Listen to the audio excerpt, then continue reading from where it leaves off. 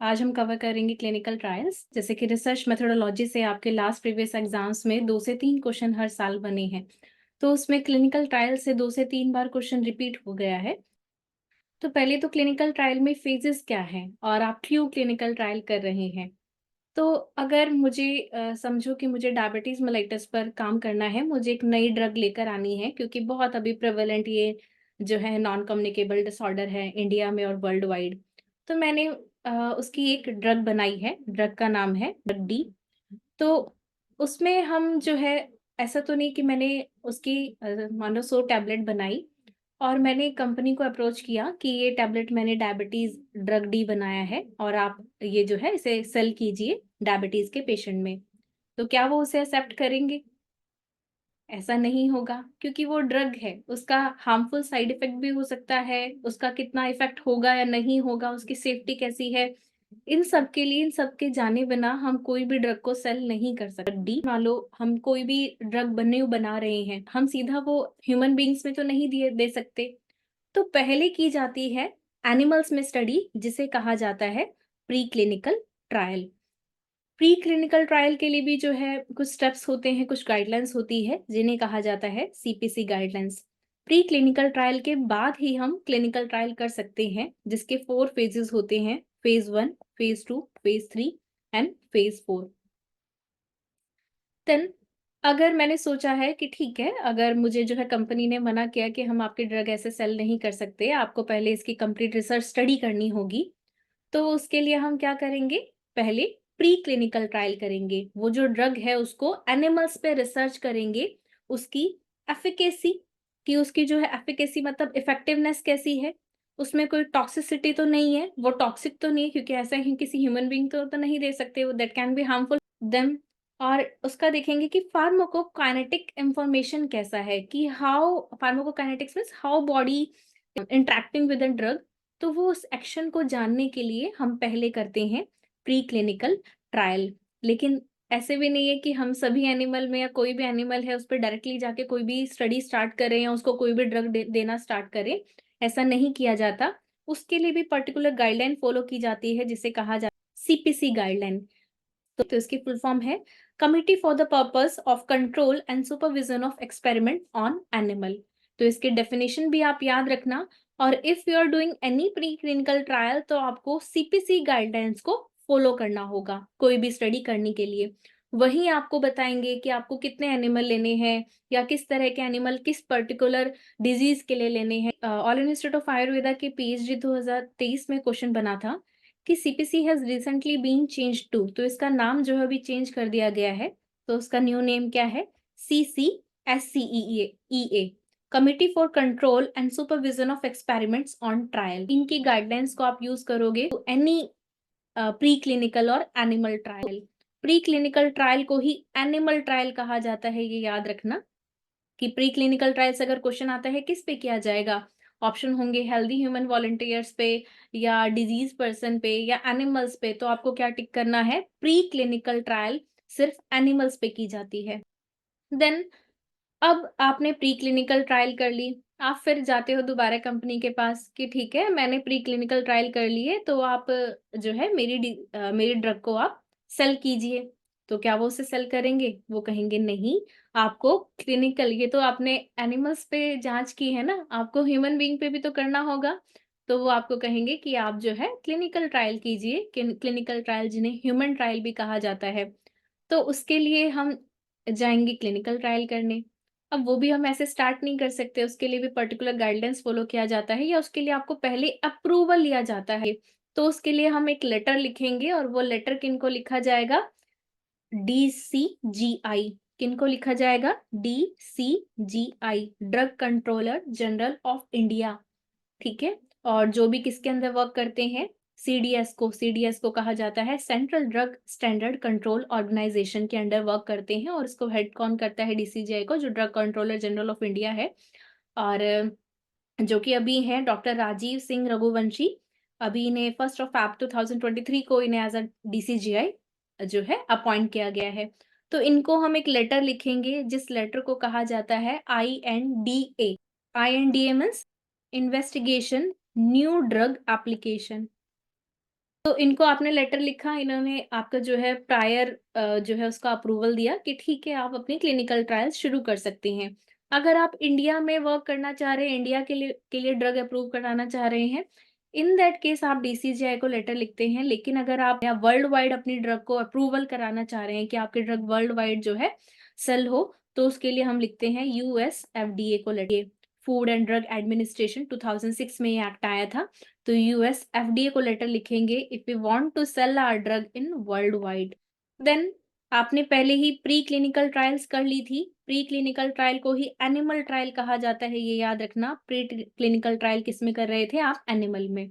मैंने जो डीसीजीआई हैं उनसे अप्रूवल लिया। अप्रूवल लेके स्टार्ट की है क्लिनिकल ट्रायल्स। क्लिनिकल ट्रायल्स के कितने फेजेस है, ये इंपॉर्टेंट है। तो क्लिनिकल ट्रायल्स के 4 फेजेस होते हैं, यहाँ पे याद रखना। फेज 1, देन उसके बाद आप फेज 2, फेज 3, फेज 4। तो प्रीवियस ईयर क्वेश्चन बना है 2018 के एपीजीटी के एग्जाम में कि clinical trial consist of how many phases. तो क्लिनिकल ट्रायल्स के कितने फेज होते हैं एनीवन? 4 4 4। तो इसका राइट आंसर था 4। ठीक है, क्लिनिकल ट्रायल के 4 फेजेस होते हैं। जो प्री क्लिनिकल ट्रायल है वो क्लिनिकल ट्रायल के अंदर नहीं आती, वो टोटली ऑन एनिमल पे होती है, जबकि ये क्लिनिकल ट्रायल हो रही है ह्यूमन बीइंग के ऊपर। देन आप फेज 1 में क्या करेंगे? फेज 1 के अंदर क्या-क्या आता है? अब आपने ड्रग अप्रूवल जो है अपना आईएनडीए उनको लेटर लिखकर क्लिनिकल ट्रायल शुरू किया। तो सबसे पहले फेज 1 में हम वो ड्रग पहले तो हम देखेंगे वो सेफ है या नहीं, और दूसरा हम देखेंगे कि उसको कितनी जो है मिनिमम डोज या मैक्सिमम उसकी टॉलरेंस डोज कितनी है, किसमें दिया जा सकता है। तो हम देखते हैं, इज द इन्वेस्टिगेशनल मेडिकेशन और ट्रीटमेंट सेफ है? क्या उसके कोई साइड इफेक्ट तो नहीं है? हाउ डज इट इफेक्ट और मूव थ्रू द बॉडी? उसका जो है फार्माकोकाइनेटिक एक्शन कैसा है? Is it safe to use at the same time और अदर मेडिकेशन? तो इस तरह के आप सभी जो है क्वेश्चंस को क्लियर करते हो इन दिस फर्स्ट फेज। और क्वेश्चन कैसे बन सकता है कि ये किन पे किया जाता है? तो ये किया जाएगा हेल्दी ह्यूमन वॉलंटियर्स पे, कि जो हेल्दी पर्सन होगा उसमें ऑलरेडी इम्यूनिटी अच्छी है, कोई माइनर भी साइड इफेक्ट हुए तो ही कैन टॉलरेट दैट। तो पहले आप एक हेल्दी ह्यूमन वॉलंटियर को लाओगे, उसे बहुत माइक्रो डोजिंग में दोगे। वो माइक्रो डोजिंग आप कैसे जो है एनालाइज करते हो? जब आपने एनिमल स्टडी की थी, एनिमल स्टडीज में हम देख रहे थे कि वो हमारी जो ड्रग है वो इफ़ेक्टिव है या नहीं, उसकी एफ़िकेसी कैसी है। उसके लिए हम क्या करते हैं कि किसी भी जो रैट है, उसको पहले हम डायबिटीज़ मेलाइटस डेवलप करेंगे, फिर उसमें अपनी मेडिसिन देखेंगे। तो हम देखते हैं कि उसको ब्लड शुगर लेवल में कंट्रोल हुआ है या नहीं। तो ये हमने पहले ही एनिमल स्टडीज़ में देख लिया था कि हाँ, ये इसका थोड़ा इफ़ेक्टिवनेस एनिमल्स पे है या नहीं। दूसरा हमने एनिमल स्टडीज़ में देखा था कि इसकी सेफ्टी है या नहीं। तो उसमें हम देखते हैं कि पहले हमने एनिमल को वो ड्रग दिया, उसमें क्या-क्या चेंजेज़ आए, आपने सारी ब्लड इन्वेस्टिगेशन, सारे जो है बायोकेमिकल पैरामीटर्स को इन्वेस्टिगेट कर लिया। देन उसके जो है कुछ टाइम के बाद आप अगेन, तो बिफोर ड्रग और आफ्टर ड्रग, आप दोबारा सारे पैरामीटर्स देखते हो, उसको कंप्लीट एनालिसिस करते हो कि उसमें कितना चेंजेज़ आया। तो यहाँ से आपको एक डोज़िंग का आइडिया हो जाता है, माइक्रो डोज़िंग का। तो उसी पे आप फ़ॉर्मूला लगाकर आप जो है एनालाइज़ करते हो कि ह्यूमन वॉलंटियर पे आप जो है कितनी डोज़ दे सकते हो। तो क्वेश्चन क्या बन सकता है कि ये किन में दिया जाता है? हेल्दी ह्यूमन वॉलंटियर्स पे, हेल्दी पर्सन पे, डिजीज़ पे नहीं देते। साथ में इसमें आप जो है क्या मॉनिटर कर रहे हो? तो इस फ़ेज़ में आप सेफ्टी एंड डोसेज को मॉनिटर कर रहे हो, और उसमें भी आप पहले क्या देते हो? मैक्सिमम टॉलरेटिंग डोज़ देखते हैं, उसकी रेंजिंग करते हैं कि मिनिमम कितनी दे सकते हैं और कितनी दे सकते हैं, तो उसकी रेंजिंग करते हैं। या अगर आप कहोगे कि डोज़िंग हम इस जो है इस फ़ेज़ में देखते हैं, या फिर हम देखते हैं इस फ़ेज़ में सेफ्टी, कि वो डोज़ सेफ़ है या नहीं, उसके कोई साइड इफ़ेक्ट तो नहीं है। फिर क्वेश्चन बनता है कि ये कितने लोगों में की जाती है? तो ये यूजुअली लेस देन 100 ऑप्शन आ सकता है, 10 टू 20, 10 टू 100। तो आपको लेस देन 100 ध्यान रखना है कि कम लोगों में की जाएगी। अब देखो, कई ऐसे डिज़ीज़ हो सकती है, लाइफ़ थ्रेटनिंग डिज़ीज़ है, तो उसमें आप ह्यूमन हेल्दी पे नहीं दे सकते। मान लो आपने एंटी कैंसरस कोई एक ड्रग लेकर आए हो, तो आप सीधा वो हेल्दी पर्सन पे नहीं देंगे। तो अगर कोई जो है इस तरह की ड्रग है, जिसका लाइफ़ थ्रेटनिंग इफ़ेक्ट हो सकता है, तो इन दैट केस आप वो किसमें दोगे? आप वो डिजीज पर्सन में दोगे। All India institute of Ayurveda के पीएचडी 2023 में क्वेश्चन बना था कि in clinical trial safety and dosage fixation is done in which phase. तो उसका राइट आंसर क्या होगा? फेज वन में। Phase phase 1। वन। इसी में हम क्या देख रहे हैं कि सेफ्टी सेफ है या नहीं, और कितनी जो है उसको टॉलरेटिंग, उसकी मैक्सिमम टॉलरेटिंग डोज कितनी है, वो हम डोज को मॉनिटर कर करके बढ़ा बढ़ा के उतना देखते हैं कि कितने में साइड इफेक्ट आने शुरू होते हैं, कितने में बायोकेमिकल पैरामीटर्स में चेंजेस आ रहे हैं। अगर क्वेश्चन आता है कि इस फेज में आप एफिकेसी देखते हो या नहीं, तो ये आपको याद रखना है कि in phase 1 we are not looking for efficacy. हम उसकी इफेक्टिवनेस को नहीं देख रहे हैं कि वो काम करेगी कितना नहीं करेगी, हम देख रहे हैं कि कोई साइड इफेक्ट तो नहीं आ जा रहे, या कोई डोसिंग उसकी मैक्सिमम हम कितनी दे सकते हैं। ठीक है। फेज 2 में हम देखते हैं कि उसका पहले तो सेफ्टी है या नहीं। ऑल्दो सेफ्टी हमने फर्स्ट फेज में भी देखी थी। अलोंग विद इसी फेज में हम पहली बार देखते हैं कि वो ड्रग इफेक्टिव है या नहीं। तो किस फेज में हम सबसे पहले देखते हैं एफिकेसी, वो है फेज 2। मैक्सिमम ड्रग फेलियर भी इसी में देखा जाता है कि कई बार इफेक्टिव ही नहीं होती, हमने ब्लड शुगर को कंट्रोल ही नहीं कर रही है ना, या बीपी के लिए बनाई तो हेपेटाइटिस को कंट्रोल ही नहीं कर रही है। तो इसी में मैक्सिमम अगर क्वेश्चन आता है ड्रग फेलियर किस फेज में देखे जाते हैं, इन दैट केस आप टिक करोगे फेज 2। तो इसमें हम देखेंगे इज द इन्वेस्टिगेशनल मेडिकेशन और treatment effective in treating the targeted condition, चाहे वो डायबिटीज है, हाइपरटेंशन, आप जिसमें भी बना रहे हो वो सेफ है या नहीं, और उसमें भी कौन सी मोस्ट इफेक्टिव डोसेज कितनी रहेगी। इसे हम यूनिसेंट्रिक प्लेस में देते हैं, एक ही सेंटर में हम देंगे। अगर हमने सोचा है कि हम all India institute of Ayurveda में ये न्यू ड्रग लेकर आ रहे हैं, तो फेज 2 में हम एक ही सेंटर के, एक ही प्लेस के, एक ही ज्योग्राफिकल एरिया के पेशेंट में दी जाएगी। ठीक है, तो ये यूनिसेंट्रिक होती है। 2 में भी 2 टाइप्स होते हैं या 2 फेज होते हैं। एक होता है 2A, जिसे कहा जाता है प्रूफ ऑफ कॉन्सेप्ट ट्रायल। तो इसमें हम थोड़ा देखते हैं कि कितनी डोजिंग की रिक्वायरमेंट है, कितनी आप जो है मिनिमम मैक्सिमम डोज में दे सकते हो। मतलब जो भी आपकी ड्रग है, जो मैं ड्रग डी बना रही हूँ डायबिटीज के लिए, उसको कितने mg दूंगी या कितने जो है उसकी टैबलेट देनी है। पहले हम सिंगल डोज देकर देखते हैं कि सिंगल डोज से में उसमें क्या इफेक्ट पड़ रहा है। दूसरा हम देखते हैं डोज रेंजिंग स्टडी, जिसमें कि उस कितनी मात्रा में जो है या कैसी उस मात्रा में वो काम करेगी, और इसी में हम धीरे धीरे जो है डोज को बढ़ाकर असेंडिंग डोज को बढ़ाते हुए फिर उसका जो है इम्पैक्ट या इफेक्ट देखते हैं। तो इसी में आपको क्या पता चल जाता है कि कोई उसका एडवर्स इफेक्ट तो नहीं है, एडवर्स ड्रग रिएक्शन तो नहीं है, कितनी डोसेज में वो कैसा काम कर रही है। इस सेफ्टी को देखने के लिए हम इस तरह के 2 फेजेस में इसे डिवाइड करके देखते हैं। तो ये याद रखना, मोर देन 100% में हम कर सकते हैं 100 to 300 या 200 हेल्दी ह्यूमन वॉलंटियर पे इफेक्टिवनेस और एफिकेसी देखी जाए। थर्ड फेज जिसे कहा जाता है कंफर्मेटरी फेज, तो इसी को पाइवोटल स्टडीज भी कहा जाता है, या फिर जैसे कोई भी आप एक एविडेंस आप प्रोवाइड कर रहे हो कि ये न्यू ड्रग कैसे एक्ट कर रही है। इसमें हम क्या करते हैं, कंपैरिजन विद एग्जिस्टिंग ड्रग। अब आयुर्वेद में बहुत सारी ऑलरेडी एग्जिस्टिंग ड्रग है जो डायबिटीज में जिनकी क्लिनिकल स्टडी हो चुकी है, चंद्र प्रभावती है ना। तो हम जो हमारी ऑलरेडी एग्जिस्टिंग ड्रग है उससे कंपेयर करेंगे कि दोनों के जो है किस तरह का इम्पैक्ट है ब्लड शुगर लेवल पे, बाकी पैरामीटर्स पे। और इसी में क्या की जाती है, रैंडमाइज कंट्रोल ट्रायल। क्वेश्चन आता है कि किस फेज में किया जाता है, ये इंपॉर्टेंट है। इसमें हम रैंडमली पेशेंट सेलेक्ट करेंगे, तो ये इंपॉर्टेंट है। इसे कहा जाएगा फेज 3। या इसमें हमारे पेशेंट कितने होते हैं, तो इसमें 300 से 3000 या अप टू हम 5000 पेशेंट भी इसमें ले सकते हैं, अप टू 5000।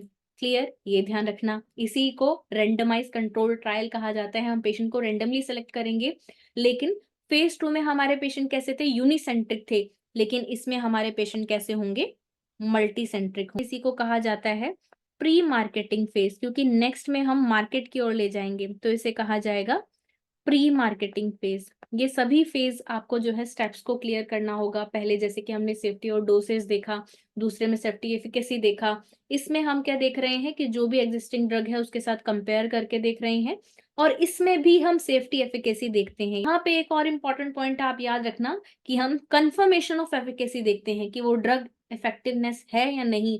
कि मैंने एक जो है अपनी नई ड्रग ली है, एक एग्जिस्टिंग ड्रग चंद्र प्रभावती, तो 5000 पेशेंट में मैंने अपनी नई ड्रग दी है, 5000 पेशेंट में मैंने जो है जो ऑलरेडी एग्जिस्टिंग ड्रग है वो देखी है। फिर दोनों को एनालाइज करूंगी कि बिफोर एंड आफ्टर ट्रीटमेंट जो है दोनों के पैरामीटर्स में कितना चेंज है, जो सब्जेक्टिव पैरामीटर है कि जैसे पेशेंट को पॉलीयूरिया, पॉलीडिप्सिया, पॉलीफेजिया, एस्थीनिया ये सब फील होता है, या जो ऑब्जेक्टिव पैरामीटर है आरबीएस चेक करके, उनका एचबीएवएनसी चेक करके, उनका यूरिन सैंपल लेकर वो सब देखा जाता है। तो इसी में हम देखेंगे कंफर्मेशन ऑफ एफिकेसी, कि वो जो हमारी ड्रग है वो कंफर्म इफेक्टिव है या नहीं, है ना। तो इसी में किया जाता है कंफर्मेशन ऑफ एफिकेसी, इसमें फेज 3 में, ठीक है।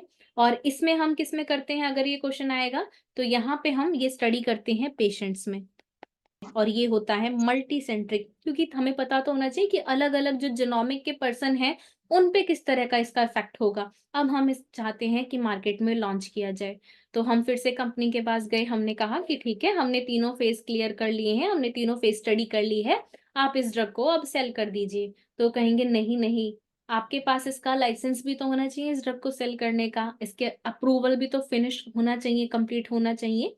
तो जैसे कि अगर आपको मान लो बाइक चलानी है, तो उसके लिए आपको चाहे कितनी अच्छी बाइक आती हो, लेकिन उसका लाइसेंसिंग ज़रूरी है ना, बिना लाइसेंस के तो चला नहीं होगा। तो ज़रूरी होता है इसके लिए भी आपको कंप्लीट अप्रूवल लेना। तो उसके लिए हमने कौन-सी एप्लीकेशन लिखी थी? INDA INDA, investigational new drug application. लेकिन यहाँ पे हम क्या लिखेंगे?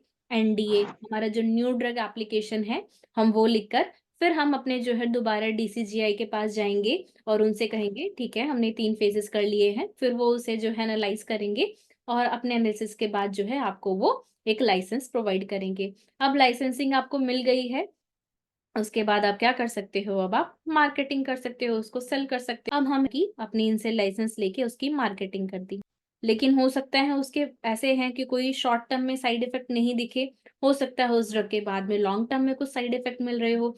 मान लो मेरी जो ड्रग डी है वो डायबिटीज मेलिटस तो अच्छा ठीक कर ले रही है, लेकिन पता चल रहा है कि पेशेंट का वेट बहुत लूज कर रही है। वो तो कई सालों में पता चलता है, एकदम से नहीं पता चला कि पेशेंट को 3-4 साल बाद उसमें बहुत ज्यादा जो है उसका वेट लूज हो गया है, या उसको जो है ऑस्टियोपोरोसिस करने लगी है, हो सकता है कुछ अदर रेयर साइड इफेक्ट उसमें दिखने लग जाए। तो उसके लिए हम क्या करते हैं, फेज 4 भी करते हैं, और इसे कहा जाता है post marketing surveillance. Post marketing, और ये बहुत लंबे टाइम तक होता है पोस्ट मार्केटिंग सर्विलेंस। तो इसमें हम क्या देखेंगे कि कोई लॉन्ग टर्म या रेयर साइड इफेक्ट तो नहीं है। और ये किन में किया जाता है और क्यों किया जाता है? After the investigational medication treatment को अप्रूव मिल गई है, तो पेशेंट को किस तरह से जो है, how does it work with other patient with that condition, और उसकी सेफ्टी को और ज्यादा एनालिसिस करने के लिए, लॉन्ग टर्म उसके बेनिफिट है या लॉन्ग टर्म रिस्क है, इनको जानने के लिए। तो क्वेश्चन आएगा कि ये फेज हम कितने लोगों में कर रहे हैं, तो ये हम थाउजेंड्स ऑफ पीपल में करते हैं, ठीक है। और इसका नाम क्या है, इससे क्वेश्चन बन सकता है, तो इसी का नाम है पोस्ट मार्केटिंग स्टडी। इसमें कम से कम जो है 10 से 25 साल लग जाते हैं स्टडी को करने में, ठीक है, 10 से 25 साल तक। और इसको ही कहा जाता है कंफर्मेशन ट्रायल, ठीक है। इसमें हम कंफर्मेशन करते हैं। वैसे कंफर्मेशन ऑफ एफिकेसी हमने फेज 3 में कर लिया था, लेकिन यहाँ पे हमारा फाइनल कंफर्मेशन होता है पोस्ट मार्केटिंग सर्विलेंस के थ्रू, जिसमें आपको लॉन्ग साइड इफेक्ट या रेयर साइड इफेक्ट देखेंगे। AIPHD 2021 में क्वेश्चन आया था कि post marketing surveillance is done in which clinical trial, तो किसमें किया जाएगा? फोर्थ फेज फोर 4 में। फेज 4, वेरी गुड, ठीक बता रहे हो।